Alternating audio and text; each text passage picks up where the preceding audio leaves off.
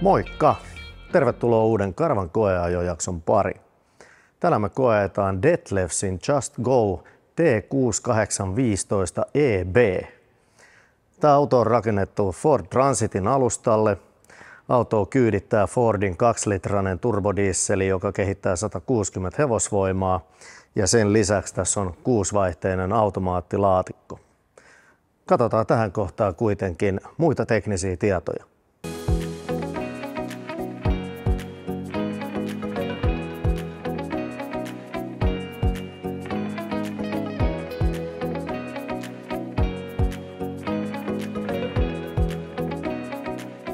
Siinä oli teknisiä tietoja. Katsotaan tätä auton keulaa tässä, niin ensimmäisenä pistää silmään se, että puskurit on maalattu auton koriväriseksi. Täällä on sumuvalotkin vielä kuuluu varustukseen. Sitten tässä keulilla on Fordille tyypillisesti radion antenni siinä näkyvillä. Autossa on todella korkea kattoprofiili ja tuolla ylhäällä onkin iso avattava kattoluukku. Tuo kattoprofiili jatkuu korkeana aivan tuonne auton takaosaan asti ja se sitten taas varmistaa sen, että sisällä on oikein korkea päävara, eli tilaa riittää pitkillekin kavereille. No, mutta jatketaan tästä eteenpäin. Auto on rengastettu Continentalin Vanco Contact Eco kumeilla 235/65/16 sarjalaiset kumit ja Fordin mustat alumiinivanteet on siinä.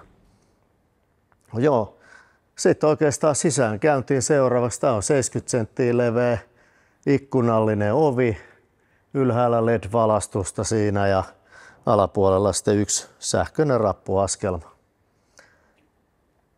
Tässä on Kempsan tyhjennysluukku ja sitten tässä takarenkaan yläpuolella on auton sähkön sisäänotto. Ja heti vieressä sitten 115-litrasen raikasvesisäiliön täyttöpiste. Yläpuolella sitten makuuhuoneen avattava iso ikkuna ja tästähän me päästään sitten seuraavaksi näppärästi tänne takaluukkuun. Ihan reilun kokoinen takaluukun ovi ja mikä parasta, toisella puolella on kans reilun kokoinen ovi. Täällä on kiinnityslenkkejä. Tämä on eristetty, lämmitetty takatalli, kantavuutta 150 kiloa. Täällä on 230 pistorasia, valot ja sitten tästä pääsee vielä käsiksi tuohon raikasvesisäiliöön, että pääsee tarvittaessa vaikka putsaamaan sitä. Ja siellä on sitten tyhjennysventtiilihanatkin. No, eteenpäin. Just Go'n takaosahan on hyvin yksinkertainen, vähän korotettu tämmönen puskurin omainen paneeli täällä, mihin on sijoitettu sitten pyöreät takavalot. Ylhäällä on lisäjarruvalo ja siinähän tää oikeastaan tää takaosa onkin. Myös kuskin puolelta löytyy reilun kokoinen takatalliovi ja se on mun mielestä semmonen, että se pitäisi ihan vakiona olla joka autossa, missä isompi takatalli on, niin molemmin puolin reilun kokoiset ovet, niin silloin se lastaaminen ja purkaminen sieltä takatallista tapahtuu helposti. No, yläpuolella, myös kuskin puolella on iso makuuhuoneen ikkuna, avattava semmonen. Ja tässä sitten alla on kaasujen 2 kappaletta 11 kilon kaasupulloja ja ne on tänne asennettu nyt sitten peräkkäin ja aina toivoisi, että tämmöisessä ratkaisussa, kun pullot on peräkkäin täällä kaapissa, niin tässä olisi sitten semmoinen kelkka, että ne pullot saisi vedettyä tähän esiin, koska se helpottaisi tosi paljon sitä pullojen vaihtamista. Nyt ne on tuolla sitten laatikossa peräkkäin. Jääkaapin riitilät Just Go'ssa on 137-litrainen korkea jääkaappi ja sitten tässä onkin sitten keittiön avattava ikkuna. Täällä alapuolella täällä on sitten 95-litrasen harmaavesisäiliön tyhjennyshana ja putki. Autossa on kaasutoiminen Truman ilmapuhallustoiminen lämmitys ja Truman pakuputki on siinä ja tässä on sitten Dineten avattava ikkuna. Ja kun mennään eteenpäin täällä, niin avataan tää kuskinovi. Ja tässä kuskinoven takana alla on sitten dieselin täyttöpiste sekä AdBluen täyttöpiste. Mutta nyt se on aika mennä katsomaan, minkälainen on Fordin koetaulu ja Just Go'n toi ohjaamo. Käydään nyt läpi tää Detlefs Just Go'n ohjaamo, ja koetauluhan täällä on tosiaan ihan perinteinen Transitin koetaulu. Täällä on ikkunoissa pimennyskasettiverhot, täältä sivuikkunasta tulee tänne pimennysverhoa ja sitten tuulilasille tosta. Koetaulussa niin täällä on sitten piilotettuna tämmönen tabletti ja puhelinteline. Se menee näppärästi tonne koetauluun piiloon. Aloittaa täältä ovesta vaikka, niin täällä on ensimmäisenä, niin täällä on sähkötoimisten ikkunoiden katkaisijat. Ovessa vielä sitten ohjaamon keskuslukituksen katkaisijat. Koetaulussa täällä on sitten sähkötoimisten peilien säätönuppi, valokatkaisijat. Monitoimiratti on nahkaa. Tässä on sekä syvyys- että kallistussuunnassa sitten tilt-toiminto, niin edesauttaa sitten vielä paremman ajoasennon saamista. Ja täällä on sitten vasemmassa viiksessä vielä kaistavahtia, ja tässä monitoimiratissa on vakionopeuden säätimet, limitterin säädin, stereoiden säätimet ja handsfree säätimet täällä. Ja sitten on nahkainen vaihteen valitsin, vaikka kyseessä on automaatti, et eihän siinä paljon tarvii vaihteita vaihdella, jos ei halua.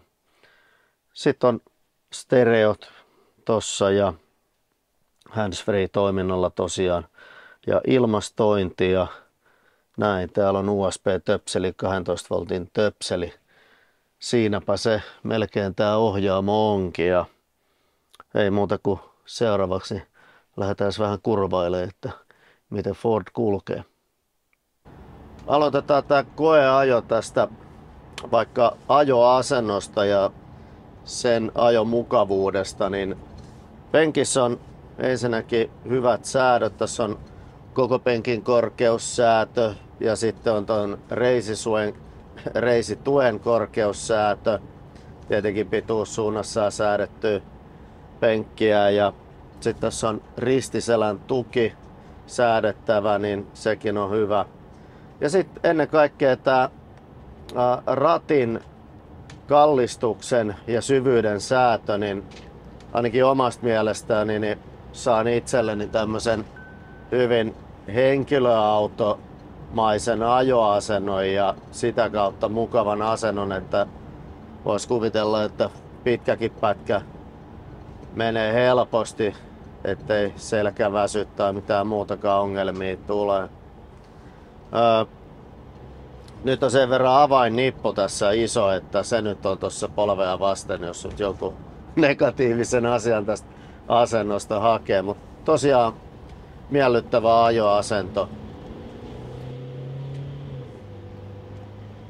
No joo, saatiin tähän mukavasti tämmönen autenttinen tilanne, miten auto lähtee lähes seisoviltaan kiihtymään tarvittaessa, jos on traktoria tai jotain muuta hitaampaa kalustoa edessä, ja 160 hevosvoimaa ja 6-vaihteinen automaatti niin reagoi kyllä ripeästi tähän kaasupolkimen liikkeeseen. Hyvin kiihtyy auto, ja muutenkin täytyy sanoa tästä Fordista, että näillä hitailla nopeuksilla niin tää on hiljainen, miellyttävä, ajettava. Toki kun polkaisee kovaa kaasua, niin sit sieltä moottori ilmoittaa, että kierrokset nousee, mutta se tulee sillain pehmeästi, että se ei ole semmoinen raaka dieselin rohina jossain, on vaan semmoinen pehmeä moottorin ääni, että se on ihan miellyttävä ääni. Eli siinä mielessä hitaisnopeuksissa on äänimaailma tosi miellyttävä ja vilkun ääni on hiljainen. Eli tämmöiseen ajomukavuuteen Fordi on tässä kyllä satsannut. No nyt me tulee taas tää meidän perinteinen maantie, tämmönen mutkainen osuus. Katsotaan miten tää Fordi taittaa näitä mutkia.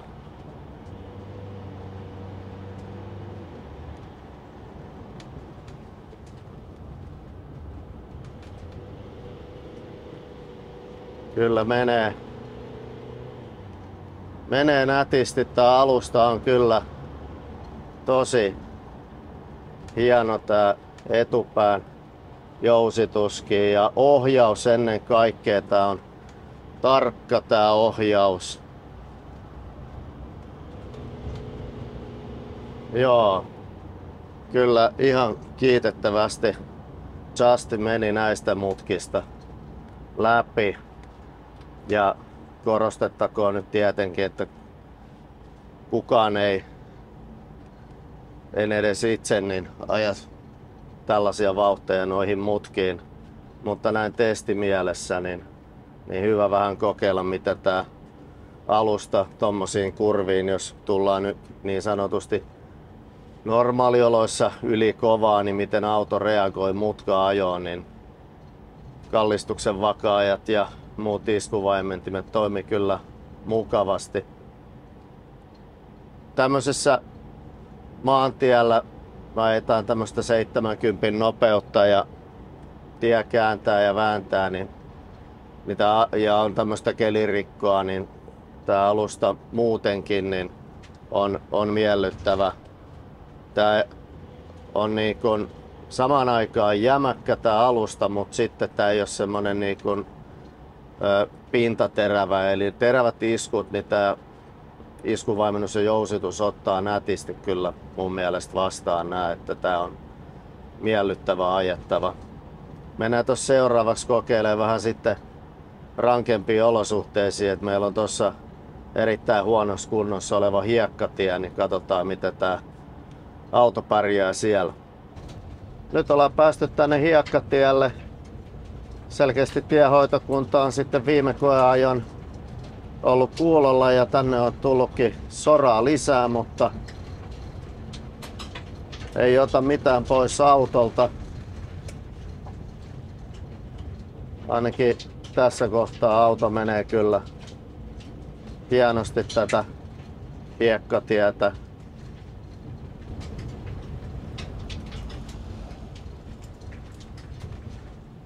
Pienet nimismiehen kiharat ei tunnu käytännössä missään.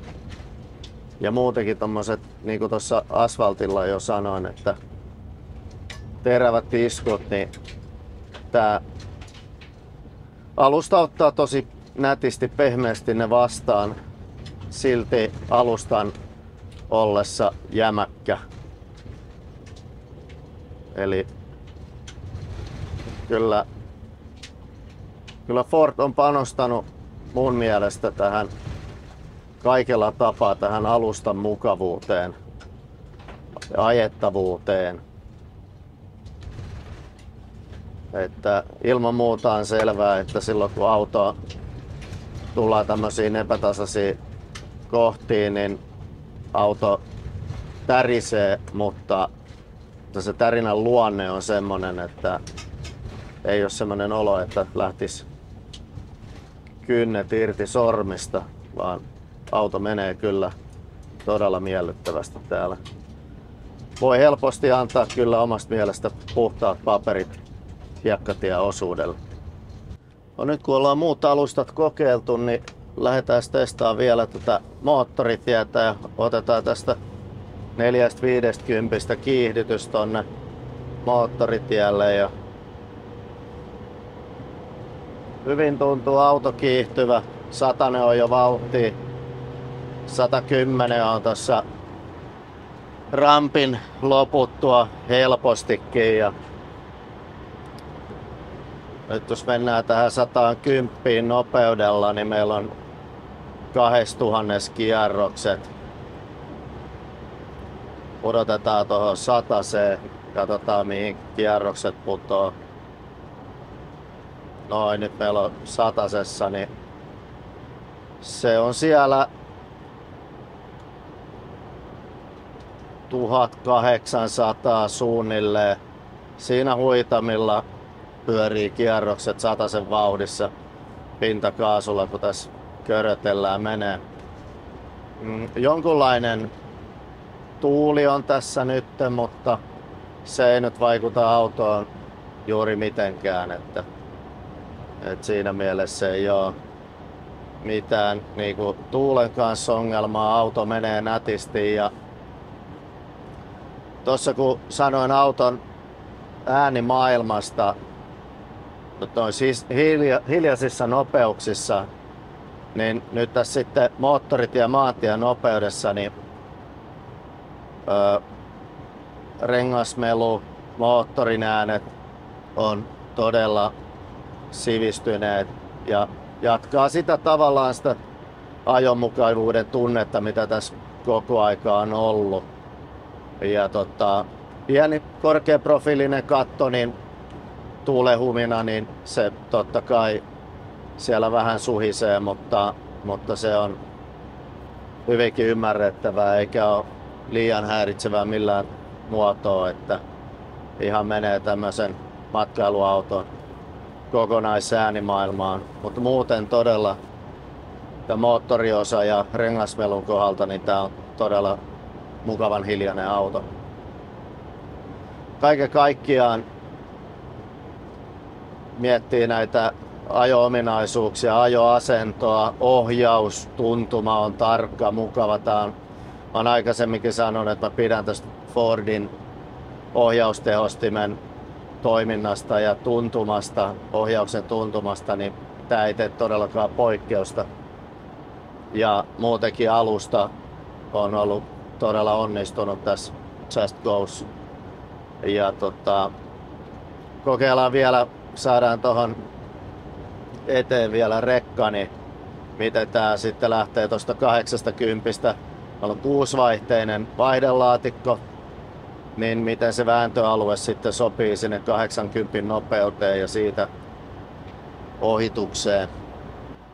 No nyt meillä on 90 tässä nopeus. Tullaan tähän rekkojen perään vähän alle 90. 85 ja lähdetään tästä ohittaa. Laitettiin niin sanotusti kick down ja kaasupohja ja sen jälkeen nostettu. Nyt on 120 vauhtia ja se nousi kyllä herkästi nopeus ja hyvin lähti tosta 80 ja ihan tätä 120 niin auto menee ihan nätisti, ei ole mitään huolen häivää. Eli tämmönen tupla ohitus rekoista niin hoitu helposti.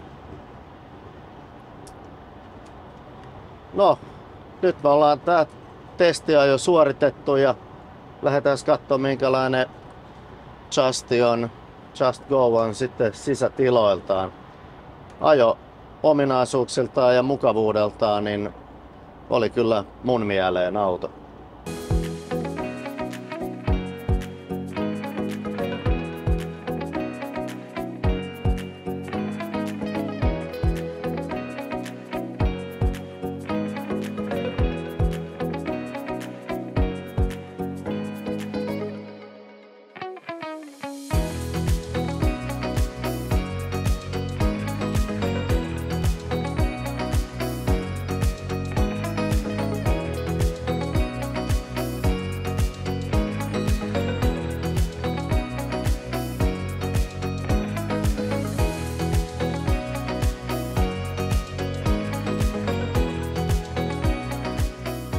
Just Go'n dinette muodostuu L-mallin sohvasta sekä tuolla sitten lisäjakkara ja tietty näistä kääntyvistä ohjaamon penkeistä. Ja sitten tässä on pöytälevy, mikä liikkuu sitten joka suuntaan. Niin tällä saadaan sitten jokaiselle istumapaikalle sitten vielä pöytätilaa. Autohan oli tosiaan rekisteröity 4 ja tuossa on sitten matkustajapaikat vöineen. Niin kuin alussa sanoin, niin autohan tosiaan korkean profiilin, kattoprofiilin omaava auto ja täällä todellakin on sitten tilaa hyvin ja tämä iso kattoluukku, avattava kattoluukku tuo varsin mukavasti sitten tänne tilaan valoa ja omalta osaltaan lisää sitä avaruuden tuntua. Täällä ylhäällä hyllyn päällä on 230 pistorasia. Sitten tässä on molemmin puolin avattavaa yläkaappia ja niissä on sitten välihyllyt.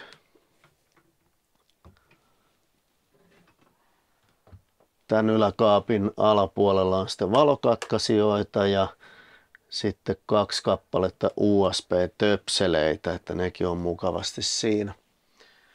No, lisää valoa saadaan sitten tästä Dineten yläpuolella olevasta isosta avattavasta kattoluukusta.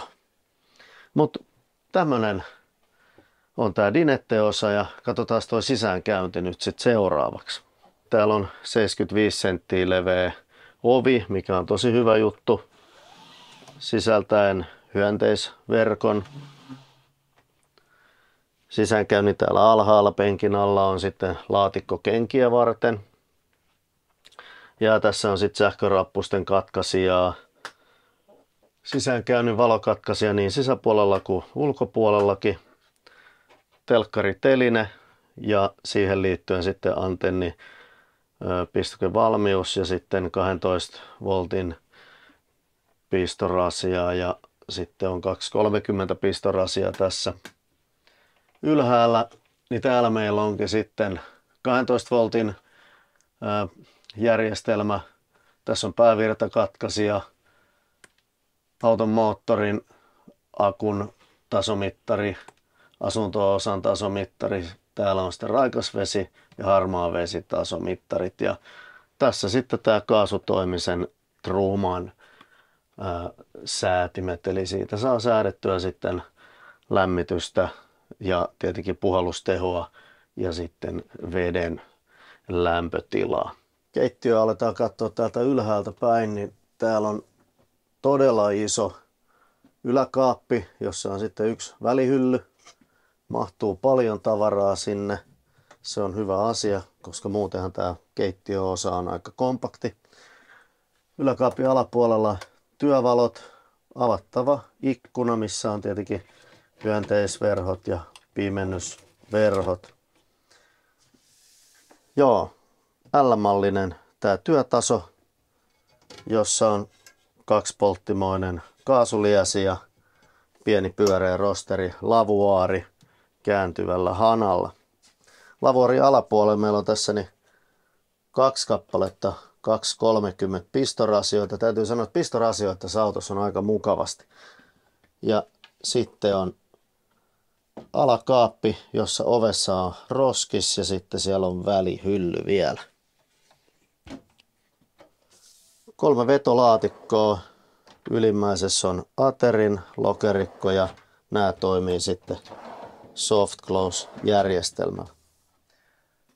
Tässä on sitten Tedfordin korkea iso jääkaappi integroidulla pakastimella ja alhaalla on, no tässä välissä on sitten tämmönen vihanneslaatikko ja alhaalla kori juomille. Jääkaapin alapuolella vielä täällä niin sitten 1 vetolaatikko. Hyvin kompakti, mutta voisin kuvitella, että ihan toimiva keittiö. Tilaahan tässä vessassa on oikeastaan aika hyvin istua, että jaloille on vielä tuolla tilaa, polville on tilaa. Ja nyt on niin kuin harteillekin tilaa vielä eli tässä on saatu kompaktiin vessaan niin yllättävän hyvin tämä istumatila tähän vessan pöntölle ja mikä parasta, niin myös vessapaperin teline on ihan ergonomisessa paikassa, että sen saa tästä aika näppärästi, se ei ole missään selän takana.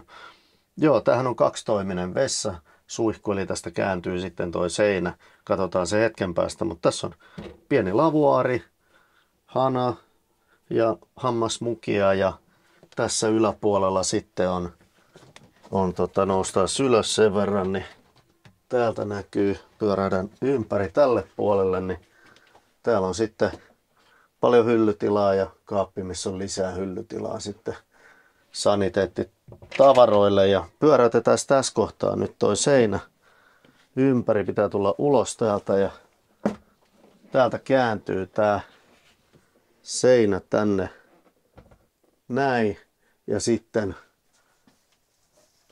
täältä otetaan suihkuverho, mikä pyöräytetään tuohon eteen, niin silloin me saadaan tästä tehtyä suihku tästä tilasta.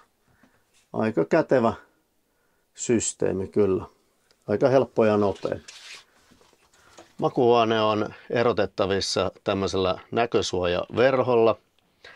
Ja näiden verrattain korkealla olevien sänkyjen alapuolella on molemmilla puolella isot vaatekaapit ja ne on varustettu sitten hengaritangoilla. Nämä on kyllä todella isot kaapit, sinne mahtuu paljon muutenkin vielä tavaraa.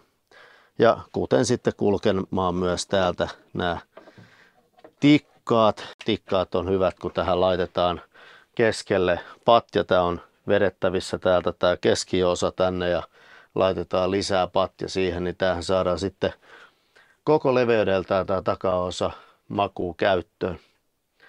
No tässä sänkyjen edessä vielä, niin tässä on sitten valokatkaisijaa tänne makuuhuoneeseen ja sen lisäksi 230 pistorasia.